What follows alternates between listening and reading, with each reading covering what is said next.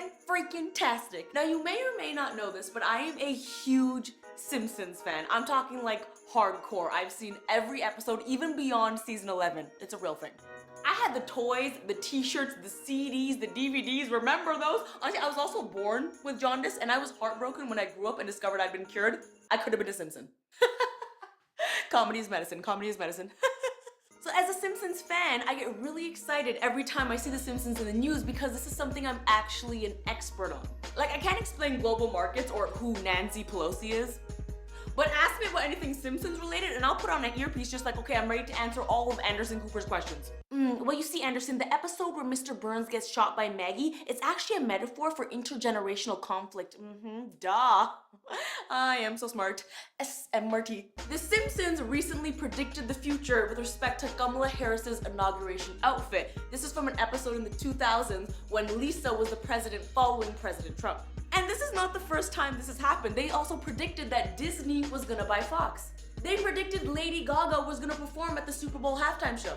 Or what about when they made an entire movie about quarantining in a bubble? Like, yes, okay, in the movie it's an evil plan to control people, but I'm just saying, had we done that, we'd be able to go to concerts right now. Just saying. Here are my thoughts, right? Looking at Kamala Harris's outfit, I was like, wow, this is crazy. But then I was like, wait, what if Kamala Harris's team, like, low-key planned this just so we could talk about this conspiracy theory, and then the writers of The Simpsons would take note, and then she could make a cameo on The Simpsons. I'm just saying, it's cool to be the VP, but it's cooler to, like, replace a poop. Real talk though, I have two takeaways from The Simpsons debacle.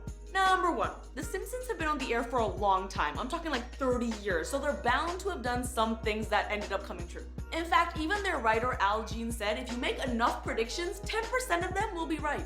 And it's true because it's the same logic that horoscope writers use all of LA. Let me just finish this joke. Stop throwing stones at me. It's the same logic that horoscope writers use. And that's why Jessica's out here like, oh my God, my horoscope said that I should avoid confrontation today. I'm sorry, every other day, are you looking for confrontation? What are you talking about? Because let's face it, confirmation bias has us focusing on the few things that did come true and ignoring the hundreds of things that didn't come true. So yeah, The Simpsons did do episodes in the past about FaceTime and smartwatches, but they also did an episode about how Homer can afford a 4-bedroom house with $360 a week. Can you imagine paying your bills on that minimum wage? Springfield, raise your real estate prices, bruh. And sure, they predicted Trump becoming president, but they also predicted Schwarzenegger becoming president. And that won't happen for like another 8 years.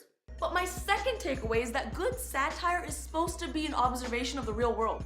It's supposed to take an observed truth and then heighten it. So it's not that crazy that they predicted President Trump as being the president because in the 2000s, he was running for president. And I think they thought, oh, it'd be funny if we show that like people would actually support this guy and he'd become president. That'd be so funny for comedy, right? Comedy is the best medicine. Comedy is the best medicine. So it's not really predicting the future if you're commenting on real trends, you feel me? No one's giving them credit for predicting that bartenders are sarcastic, or cops like donuts, or that Italian restaurant owners are Italian. They are, right? So that's my take. But either way, the next time The Simpsons predict something, you better believe I'm gonna be shook all over again. Catch me during the robot apocalypse just running like, oh my God, this is exactly like Itchy and Scratchy Land Season 6. In conclusion, don't! Can we do that? Is the copyright allowed? I don't know.